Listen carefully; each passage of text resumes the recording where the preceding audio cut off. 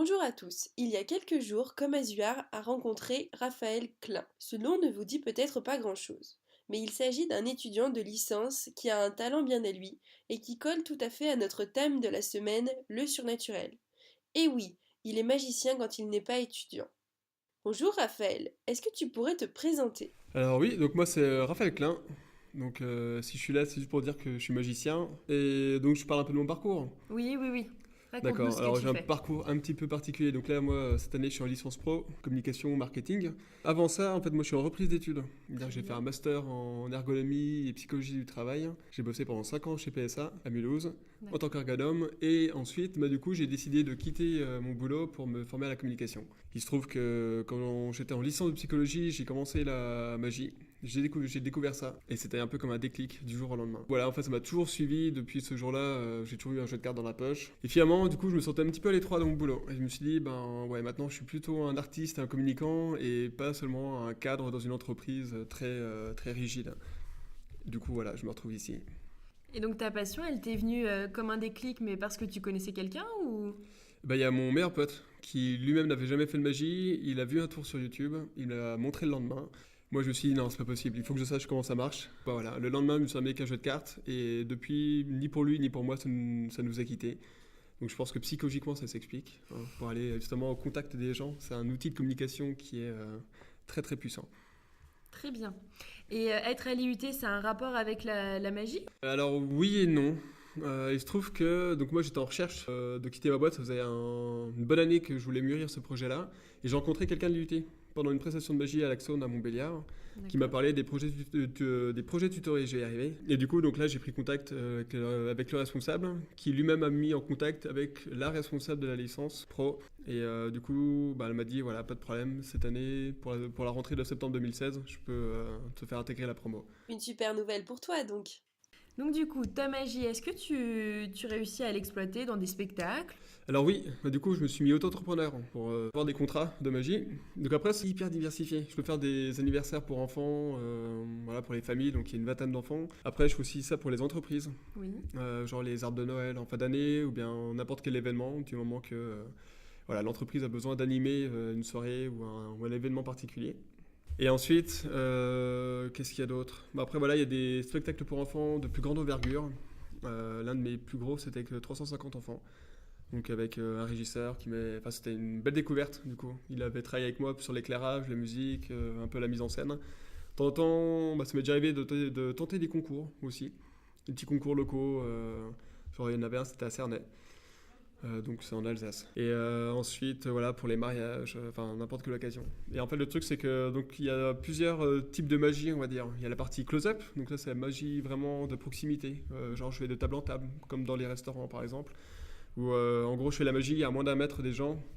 Et en général, d'ailleurs, ça les surprend. Parce qu'ils se disent, quand ça se passe à la télé, on comprend pas, mais on se dit que c'est peut-être l'angle, la caméra, tout ça.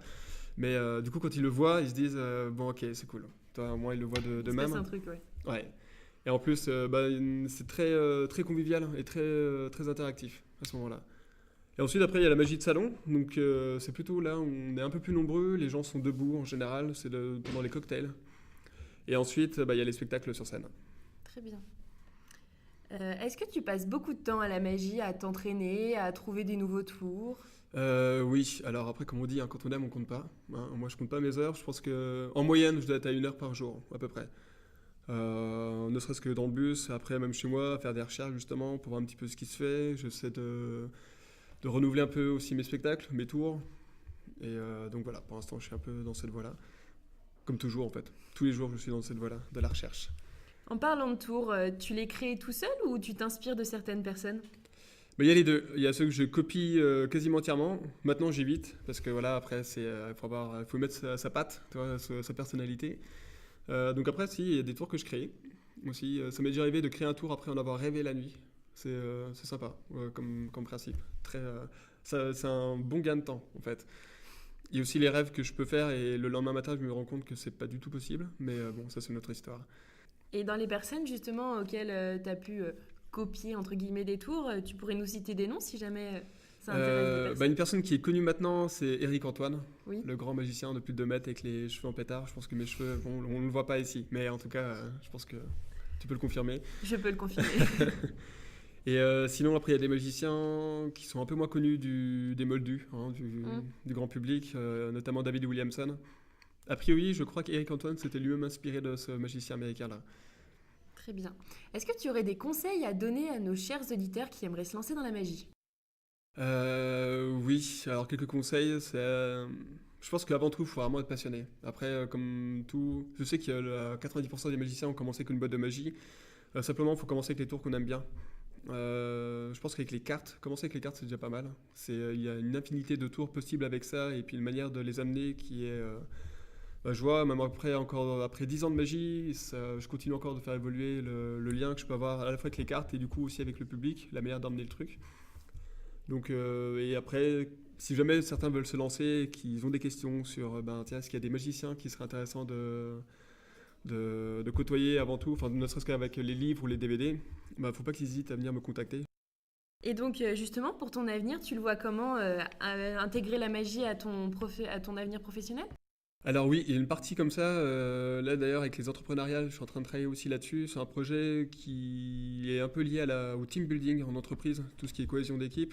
Et j'aimerais bien pouvoir allier justement la magie, la psychologie, pourquoi pas un peu d'ergonomie et beaucoup de communication à travers ça, pour remettre au centre l'humain dans les préoccupations des entreprises.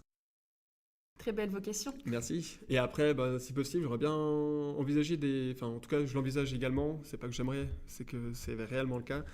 C'est des conférences de spectacle, justement, qui amènent à la fois le côté magie dans son spectacle, mais avec des valeurs autour. Très bien. Est-ce qu'on a un moyen de te contacter Alors oui, sur Facebook, Raphaël Klein. Simple Simple. et clair. C'est ça. Et ensuite, si jamais un mail, alors je sais pas si ce sera facile, c'est klein.raphaël@outlook.com. Très bien. Voilà. Bon, eh bien, merci beaucoup. Merci à toi. C'était cool. On remercie Raphaël pour cette super interview. Vous retrouverez plein d'informations sur le site comeasuart.net et surtout n'hésitez pas à nous contacter pour participer à Infocom a du talent.